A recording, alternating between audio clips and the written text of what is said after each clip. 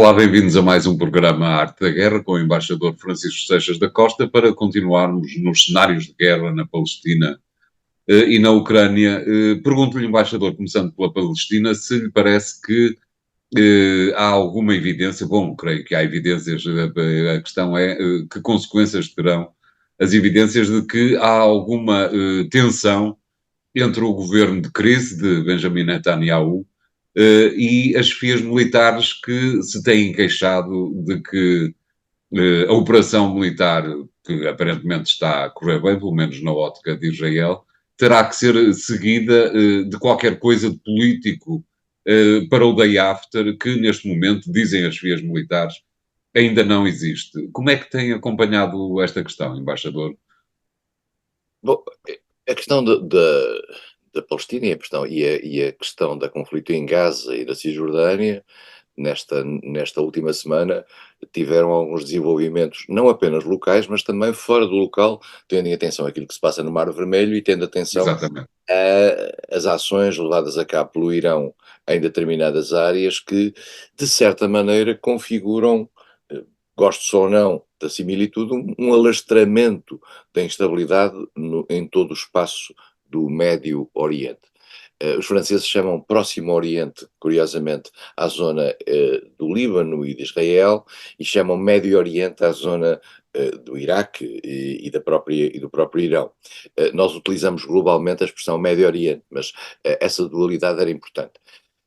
No caso de Gaza, é verdade que desde o início desta guerra que há uma tensão objetiva entre o setor militar e o setor político. Acho que não. eh, Acho que Israel, de certa maneira, convém a Israel que esta tensão subsista no discurso internacional, porque de certa maneira absolve a globalidade da ação de Israel e nós começamos-nos a concentrar naquilo que são as divisões entre o setor militar e o setor civil. Percebeu-se isso desde o início que, em primeiro lugar, Netanyahu, que tem um governo fraco, tendo em conta que tem várias componentes de natureza partidária que precisa de acomodar, de certa maneira, escudou-se no início em alguma responsabilidade por parte dos militares e dos serviços de informação quanto ao modo pouco precavido como as coisas estavam e que permitiu a ação do Hamas e a intervenção do Hamas, e de certa maneira isso desagradou profundamente aos militares, e por outro lado, houve sempre uma dualidade na discussão da questão de Gaza, propriamente dito, entre, por um lado, os militares, que vieram a suavizar, na minha opinião, a sua linguagem relativamente aos aspectos de natureza operacionais, e o governo. Porquê? Porque o governo, de certa maneira, estava sob pressão internacional, no sentido de fazer algumas concessões, nomeadamente aquela pausa que nós nos recordamos que houve para a entrega dos reféns e para a troca de reféns. E o exército, isso não lhe convinha pela simples razão de que a ação militar não poderia parar, porque ao parar também estava a dar a possibilidade ao Hamas de reforçar as suas próprias linhas de defesa.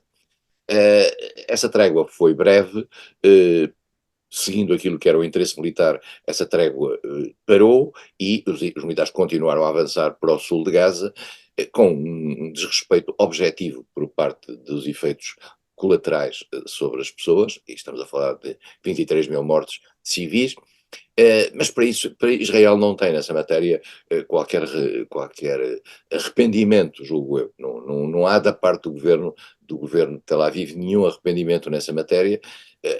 E para compensar os 1.200 mortos no ataque do Hamas, os 20 e tal mil civis palestinos é um número razoável para Israel. Fica bem evidente isso no Tribunal Internacional de Haia. Fica muito claro, fica muito claro. E o Tribunal Internacional de Haia tem aqui também, digamos, é uma frente de combate em que a própria legitimidade de Israel vai estar em causa, e mais do que isso também, não vai estar em causa a legitimidade de Israel, vai também estar em causa o comportamento dos amigos de Israel e o modo como aceitarem ou não aceitarem aquilo que são os resultados do Tribunal. E, portanto, esse ponto é importante e essa discussão é importante. Agora, o exército sabe, isto faz-me lembrar muito a questão da guerra colonial portuguesa, o exército está a fazer o que pode e depois precisa de uma solução de natureza política. O exército sabe que é preciso uma solução de natureza política para Gaza. Já percebeu uma coisa, que a comunidade internacional não aceita que Israel ocupe Gaza. Gaza não é território israelita. Gaza não pode ser território israelita. Gaza era a fonte dos ataques a Israel. O exército vai lá para eliminar a ação militar do Hamas e agora precisa de uma solução de natureza política para o futuro. E essa solução de natureza política para o futuro não se vislumbra muito bem, porque também não se vislumbra da parte do governo israelita uma solução, porque já houve vozes das mais diversas dentro do governo israelita, desde aqueles que propunham, digamos, uma bomba atómica sobre Gaza, até fórmulas, digamos, mais civilizadas de tratar com o problema. A grande questão é saber qual é o grau de credibilidade que o governo israelita dá à autoridade palestina, porque já se percebeu que a autoridade palestina é a única que pode ter legitimamente alguma capacidade para gerir a faixa de Gaza.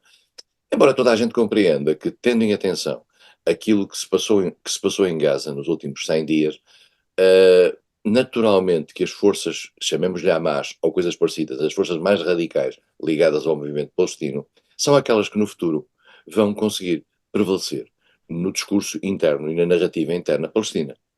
E não vale a pena pensar, como a certa altura apareceu uma declaração curiosíssima, que era tentar desradicalizar a população de Gaza.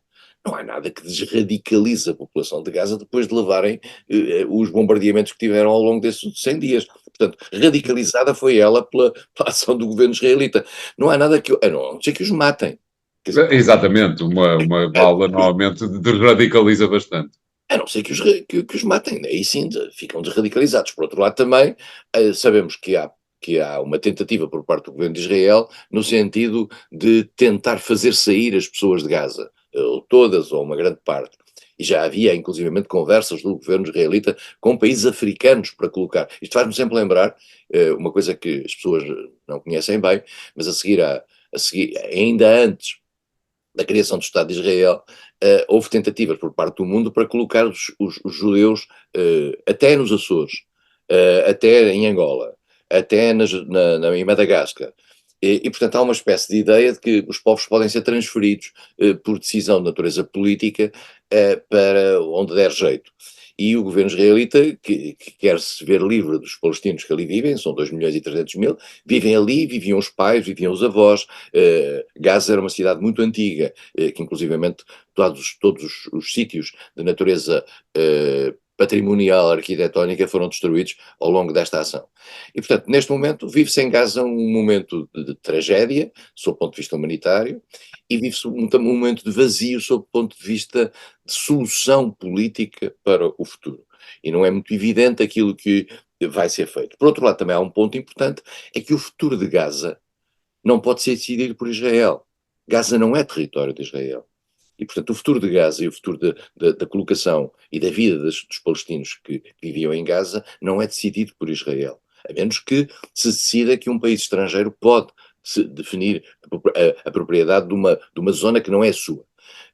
Eu sei que há setores políticos, e alguns nos estão a ouvir, que acham que Israel tem o direito de fazer o que lhe apetecer naquela zona, porque tem uma espécie de direito divino ligado àquilo. Para quem não acredita nesse processo, ou para quem tem ainda algum respeito pelo direito internacional, eu lembraria que o território da Palestina, no qual deveria ter sido feito, quando foi criado o Estado de Israel, um Estado palestino, continua, digamos, sob uma tutela internacional. E é sob o ponto de vista internacional, na base das Nações Unidas, que qualquer solução pode aparecer. Apareceu agora, por exemplo, por parte da União Europeia, que está a fazer alguma coreografia no sentido de se mostrar útil numa área em que normalmente não é muito útil, pela simples razão de que os americanos também não deixam. A ideia de que vamos aproveitar, naquela velha expressão que agora se utiliza muito na linguagem moderna, vamos aproveitar uma crise como uma oportunidade. De facto, podia-se aproveitar para forçar, por exemplo, Israel à aceitação do Estado palestino. Claro.